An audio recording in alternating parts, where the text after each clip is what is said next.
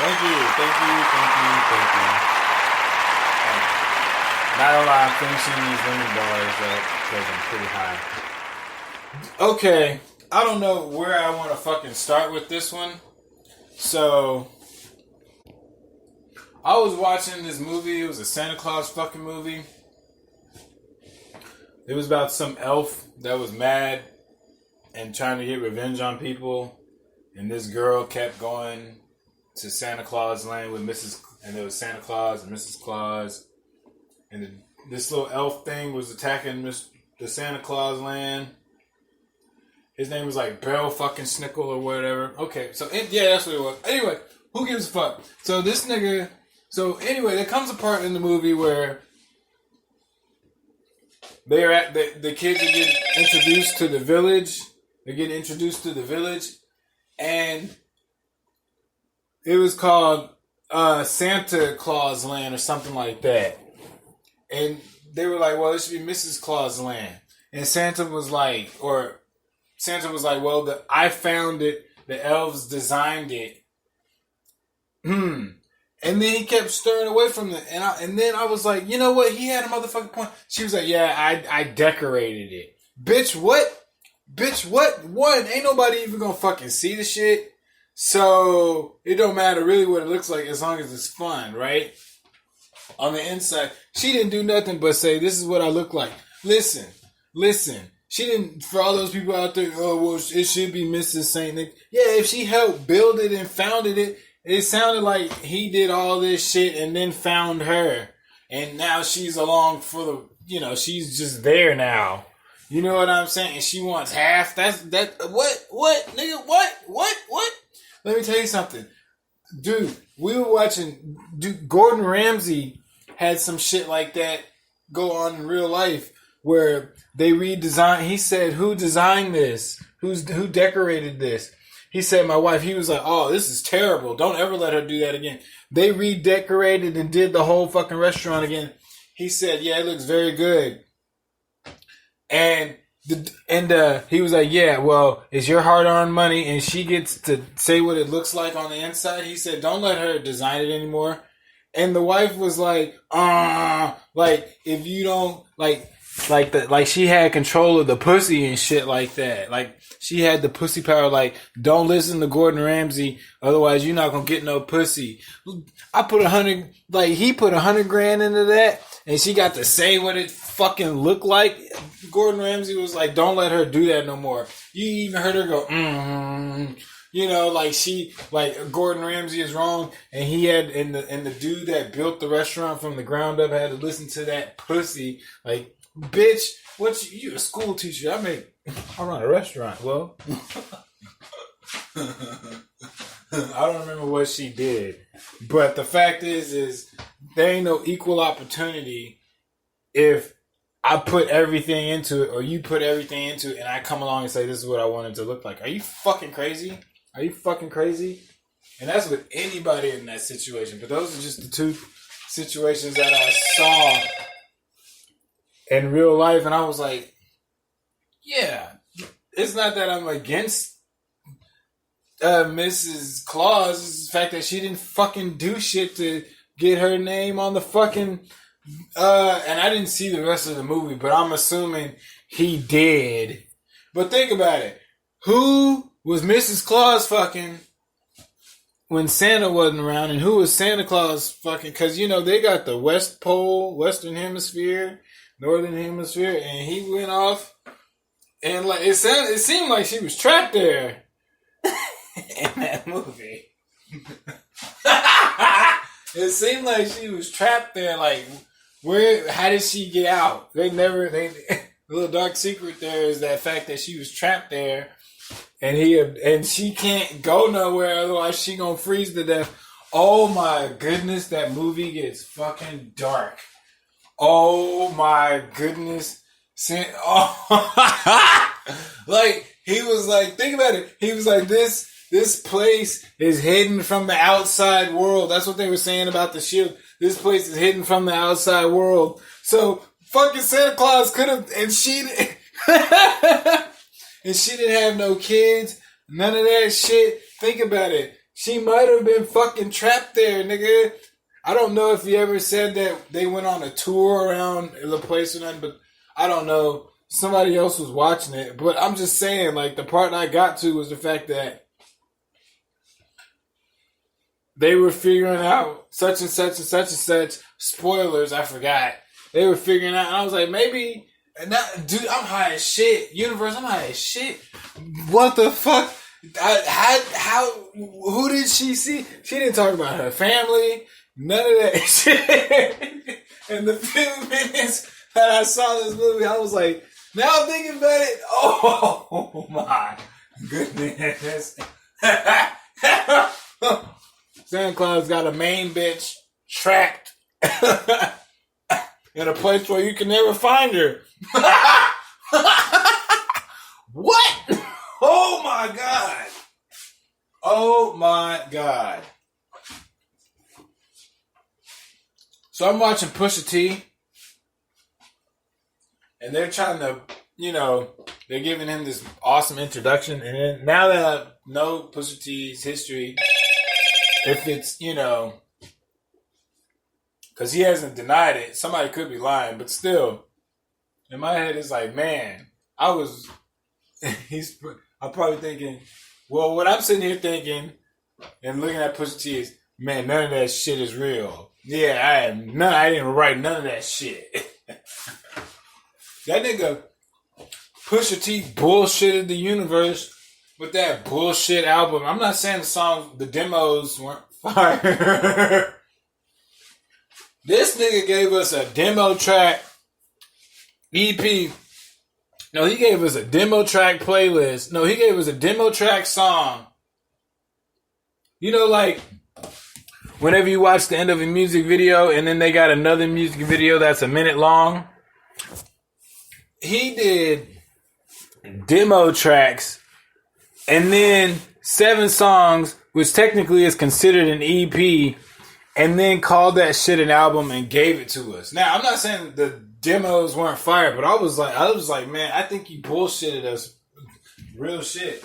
From now on, I'm calling you Pusha B. Pusha bullshit. Pusha BS. Pusha BS. The Pusha bullshit. Because, the album, like I said, the album was fire, but the fact that shit was an EP and half of them songs was like 2 minutes. Oh my God. Half of those songs were 2 minutes. I'm going, God, leave.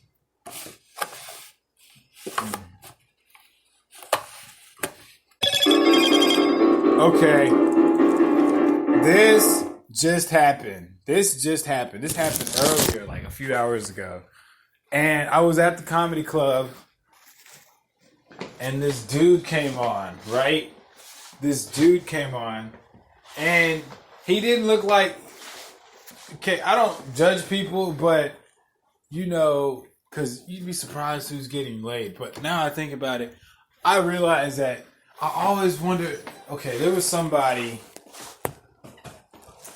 that I always wondered how they did it until I figured out how they did it. And then it made me feel a little bit better. Because I was like, how the fuck, if he is getting it like that, how? I don't, what am I fucking doing? Like, I was like, because I'm an aiming fucker. You know what I'm saying? As long as it's got a skirt. Wear rubber, I don't have time to... droughts are real with this. Anyway, so what I'm getting at is I've matched a lot of women on Tinder, correct? I've matched a lot of women on Tinder. I've matched a lot of women in a lot of different sites. And I'm not bragging. I'm just saying it's just part of the site game. It's just, you know what I'm saying. And, anyway, so here's what I'm getting at. So he gets up on stage and he starts talking. And he's kind of chubby. He's got long hair. That's all I'm going to say. And he's about maybe like maybe my height. And he's a white guy. and he's talking, and I don't remember what the fuck he says up until now. And he goes, "Yeah, I got kind of a problem." Oh, he was talking about drugs, and then he goes all the way up into this subject and goes, "Yeah, I got kind of this problem, this little exception, some shit like that." He says, "I like to pretend like I'm a big titty blonde bitch and go on Tinder and troll motherfuckers." I met he was admitting on fucking stage in front and on doing while people do their comedy. He admits that he's the catfish that we've all been fucking matching, and I couldn't help myself. I literally blurt this shit out. I said, "That's you, dude? Fuck you, motherfucker." I said that shit. I said, "Fuck you, motherfucker." And people turn and look at me. I said, "Oh my God." And he was like, "Yeah, some. He said, "I got you. You're just mad that you're probably not getting none." And I said, "Yeah, because you're the motherfucker trolling everybody and being the fake titty blonde motherfucking bitch. Fuck you, dude. What the fuck?" And then he starts talking some more, and some dude was like, "Yeah, I swear to God," the dude said, "Yeah, you're funnier than this guy." I said, "Man, I'm not worried about it. He's the motherfucker trolling everybody and catfishing people and thinking it's funny. He's the same type of dude who, in my last that I said earlier, that would remember the girl that would show her titties, that was outside the club, that showed her titties to every dude, and the one dude took advantage of her and said, show your tits in front of everybody, in front of his boys, and then was like, "Oh yeah," as she's showing her tits, he pulls out her camera and he says, "Oh yeah, I'm gonna ruin your life, bitch." What kind of motherfucker is... So this dude, in my head, I was like, I left his show. I was like, what the fuck? What the fuck? He knows he can't get laid. He knows he can't get laid. And he motherfucking goes around and ruins other people's chances and confidence because he's psychologically fucking up. That's not really funny. That's not really funny because he knows he can't get laid. So he goes around and fucks with other people. Like, what the fuck? What the fuck? What the fuck? What the fuck? What the fuck? What the fuck? Are you kidding me? This is the catfish. This is the catfish that, oh my God, I couldn't fucking believe it. Like, fuck his set. Fuck his weak ass 5 minutes of comedy, bro. Fuck his weak ass 5 minutes of comedy. But this is like the fourth time I've actually bombed a comedy set. One guy said, he said, "Give it up for white women." And I said, "Boo." While she was recording, I said, "Boo." While she was recording, and she stopped recording. And then like 5 minutes later, she was she was on the right side of me, like 7 feet away from me. I said, "Boo," because she was to the left of me, northwest, 12 feet away. Or she was at like a different angle. She was at anyway, I think she moved closer because of that. And I really think she stopped recording because of that. And then this one dude said, doing the wedgie, he said, "You ever got to do the wedgie dance?"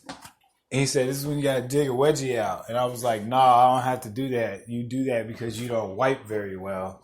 But nah, fuck that dude's fucking set. Are you kidding me? I mean, I have to sit there and listen to that social injustice while he gets the laugh and makes people laugh. Fuck that shit. I am not finna sit there and let him finish a set after finding out that he's a fucking catfish. I've met another catfish before. I don't know if I've said it in this podcast. Hold on, let me fire this shit up. And to be honest with you, I actually matched a really pretty girl who was not too far away from me, and she was blonde. But I also put no white women either. And then she was like, "Well, I gotta know." I don't know if she meant she wanted to fuck instantly, but usually when I assume that, it don't even work out anyway. But I was like, "Hey," but we were sitting there texting for like an hour. And I was like, "Hey, you want to FaceTime?" And she said, "Oh no, I got to go to sleep. I got to be at work at like 4:30. And here's how I did kind of fuck that up. Because I was like, "Nah, I don't believe that. We've been texting this long. And the moment I asked to FaceTime, you can't show your face for like 2 minutes. 2 minutes? Like, I mean, if you're driving, I understand, but this she unmatched me. I fucked that up, but.